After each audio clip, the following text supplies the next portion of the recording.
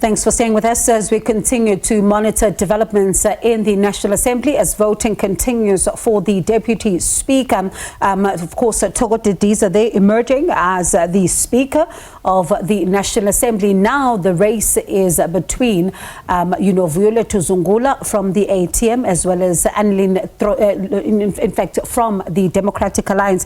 And it's quite an interesting one, Mfunda, because when you think about Annelien Lotriet, right, and a lot that has been said, even by the DA themselves, but also even by the opposition parties and all of that as they're looking at this particular arrangement, you also look at Viola Tuzungula. Viola Tuzungula in Parliament, ATM also taking on some of the legal issues in that particular Parliament and making their voices heard, as some analysts have said that don't overlook the smaller parties. They also do become the veins of the National Assembly. In the sixth administration, we saw an ATM that really rose to the occasion because they brought the Pala matter right to Parliament. So in as much as they were a small party, but a lot of very important issues were brought forward by some of these smaller parties. So he certainly has also covered himself with glory in most instances because he seemed as though he was a level-headed individual.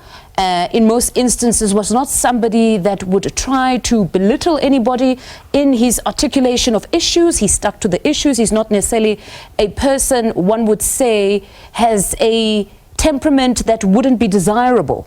So between the two of them, I'm sure both of them are equally capable, but one wonders how the vote would be swayed because as it stands now, the Government of National Unity has the numbers. So most certainly it might be something that goes to Annelien Lotriet in this instance, but we heard from the chairperson, Veronica Mente, for them, it sounds as though they most certainly would not be voting for a Lotriet because she quickly said to Bulelani Phillips, what does Annelien represent? And you speak about representation and the numbers. When you circle back to the province of KwaZulu-Natal, for example, you're looking at, the Government of National Unity also emerging there in the province, as, the Secretary General of the ANC was also giving an update of how things are looking at provincial levels. So you then are looking at Nontembeko Boyce, for example, who has then returned as the Speaker in that particular House, beating Mervyn Dirks, who would have seemed to be representing the EFF-MK party,